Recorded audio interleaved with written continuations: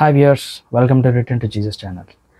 దేవుడు గొప్పవాడైనప్పటికీ, మరి దేవుడు మహోన్నతుడైనప్పటికీ, ఎంత శక్తిమంతుడైనప్పటికీ కూడా మానవుడి యొక్క నిర్ణయానికి ఆయన విలువిస్తాడు. అంటే ఏంటంటే, మరి ఏదైనా తోటలో అయినా సరే, మరి మానవుడికి చెప్పాడు ఈ పండు తినొద్దు అని చెప్పేసి చెప్పడం వరకు ఆయన బాధ్యత. తర్వాత నువ్వు తింటావా లేదా అనేది నీ ఇష్టము. మరి దేవుడు అంత గొప్ప శక్తివంతుడు అయినప్పటికీ కూడా మరి ఎందుకు కొన్ని మన జీవితంలో జరుగుతాయి అంటే ఇట్స్ యువర్ చాయిస్. మరి దాని యొక్క అంతము తెలిపే బాధ్యత మాత్రమే దేవుడిది.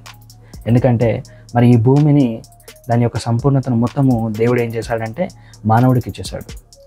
ఆ మానవుడు చాలా జాగ్రత్తగా దాన్ని తీసుకెళ్ళి సాతాను చేతిలో పెట్టడం అనేది జరిగింది. ఒక వచనం చూసుకుందాం. మరియు వారు తమ మనస్సులో దేవునికి చోటియ్యనొల్లకపోయిరి గనుక చేయరాని కార్యములు చేయుటకు దేవుడు భ్రష్ట మనస్సుకు వారిని అప్పగించను. ఇక్కడ ఏంటంట, ప్రజలు దేవునికి వారి మనసులో చోటు ఇయ్యలేదంట. Wantedly they rejected God. అందుకని ఏం జరిగింది, దేవుడు వారి యొక్క భ్రష్ట మనస్సుకి అప్పగించేశాడంట. ఓకే, నువ్వు ఇవ్వవా నాకు చోటు, that's fine, it's your choice, I respect your choice. దేవుడు వారి మనసుకే వారిని అప్పగించాడంట. తద్వారా వారు అనేక బలహీనతల్లో పడుతూ వచ్చారు. యాజ్ ఏ ఆల్వేస్ సే, మరి నిర్ణయము అనేది దేవుడు మానవుడికి వదిలేస్తాడు. సహోదరుడు, మరి నేను ఈరోజు ప్రార్థించడం బ్రదర్, ప్రార్థించొద్దా? నీ చిత్తము, దేవుని చిత్తం కాదు, అది నీ చిత్తము. మరి ఈరోజు నేను వాక్యం చదవద్దా బ్రదర్, అది నీ చిత్తము. ఎందుకంటే చెయ్యాలి అనేది చెప్పడం మటుకు దేవుని బాధ్యత. అయితే దేవుడు ఎంతవరకు మానవుడికి ఇచ్చాడు అంటే స్వాతంత్రము. అలా అని చెప్పేసి మరి ఎంజాయ్ చెయ్యొద్దు అనేది దేవుని యొక్క చిత్తం అని కాదు.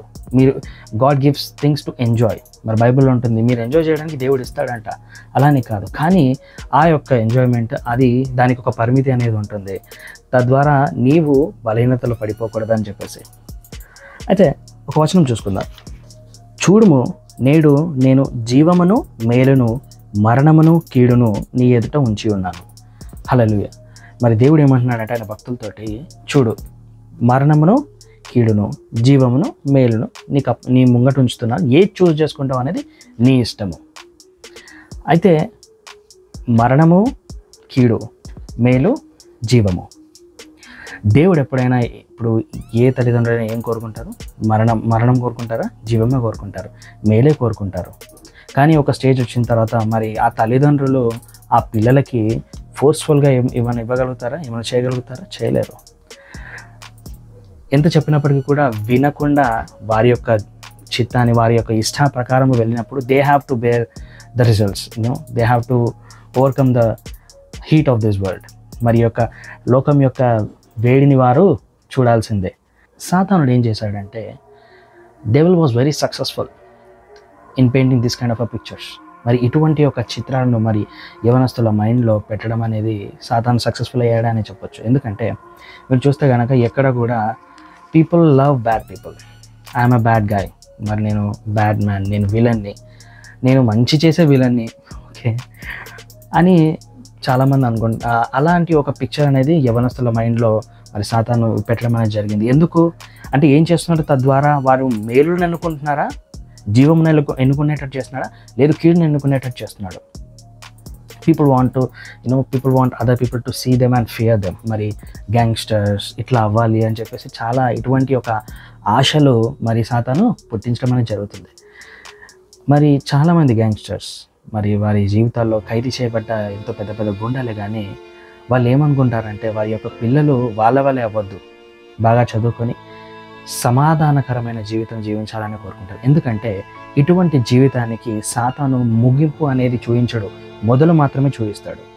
ఒకసారి మొదలు పెట్టిన తర్వాత బాగుంటుంది, మరి అందరినీ భయపడుతున్నారు, కానీ కొద్దిగా వెళ్తున్నప్పుడు ఆ భయాన్ని నువ్వు మెయింటైన్ చేయడానికి చాలా రకాల మరి సమస్యల గుండా నువ్వు వెళ్ళాల్సి వస్తుంది. మరి నీ కుటుంబాన్ని నీవు అపాయంలో పడేయాల్సి వస్తుంది.